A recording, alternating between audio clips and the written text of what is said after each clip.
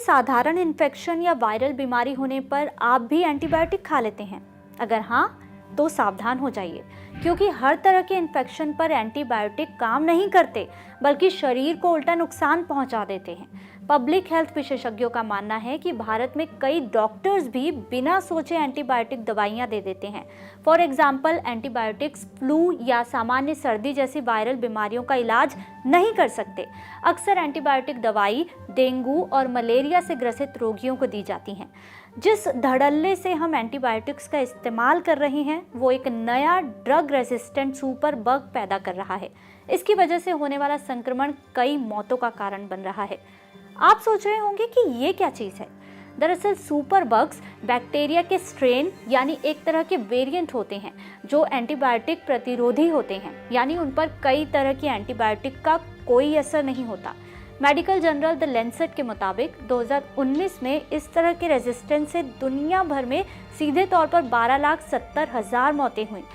गंभीर संक्रमणों के खिलाफ रक्षा की पहली पंक्ति दवाई माने जाने वाले एंटीबायोटिक ने इनमें से ज़्यादातर मामलों में काम नहीं किया। US centre for disease control and prevention के मुताबिक टीबी, गोनेरिया और स्टेप इन्फेक्शन के ड्रग रेजिस्टेंस फॉर्म कुछ ऐसे खतरे हैं जिनका हम अब सामना कर रहे हैं। भारत उन देशों में से एक है जो एंटीमाइक्रोबियल रेजिस्टेंस से सबसे बुरी तरह से पीड़ित है। हर साल लगभग 60,000 नवजात बच्चों की मौत का कारण बनता है। एक नई सरकारी रिपोर्ट चौंकाने वाली तस्वीर पेश करती है कि कैसे चीज़ें बदतर होती जा रही हैं। लेकिन ऐसा हो क्यों रहा है? एंटीबायोटिक्स लोगों को प्रिस्क्राइब की जाने वाली सबसे कॉमन दवा है। जानवरों को भी बीमारी से बचाने और उनमें बैक्टीरिया की ग्रोथ रोकने के लिए ये दी जाती है। एंटीबायोटिक्स खराब गले और कुछ तरह के निमोनिया, डायरिया और कान के संक्रमण जैसे बैक्टीरियल इन्फेक्शन में प्रभावी होती है, लेकिन सर्दी या फ्लू जैसे वायरस पर यह बिल्कुल भी असर नहीं करती। इंसानों और जानवरों को लिखी जाने वाली ज़्यादातर एंटीबायोटिक्स गैर ज़रूरी होती हैं और एंटीबायोटिक्स के गलत इस्तेमाल और ज़्यादा इस्तेमाल से ड्रग रेजिस्टेंस बैक्टीरिया पैदा होता है।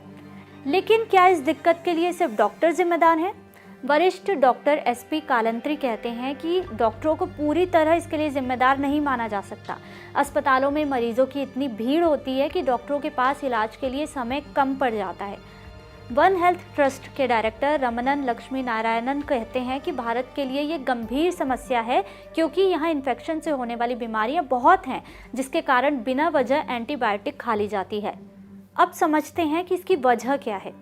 ठीक से इस्तेमाल करने पर एंटीबायोटिक्स बीमार करने वाले बैक्टीरिया को खत्म करने में मदद कर सकते हैं, लेकिन अगर फ्लू जैसे वायरल इन्फेक्शन होने पर आप एंटीबायोटिक लेते हैं तो ये दवा आपको बीमार करने वाले वायरस पर कोई असर नहीं करेगी।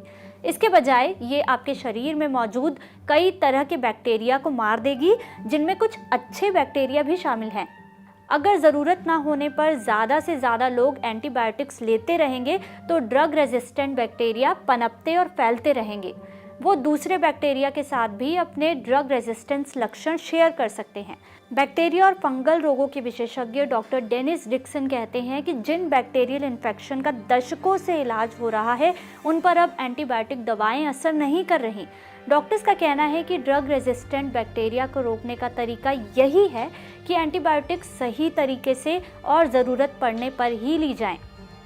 कई एक्सपर्ट्स का कहना है कि एंटीबायोटिक्स का बेजा इस्तेमाल बंद होना चाहिए, क्योंकि कई इन्फेक्शन बिना एंटीबायोटिक्स के ही ठीक हो जाते हैं।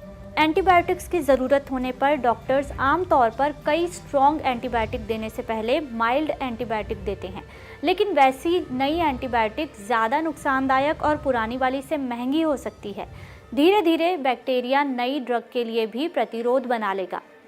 बैक्टीरियल इन्फेक्शन को रोकने का सबसे सही तरीका है अपने हाथ साबुन और पानी से धोते रहना।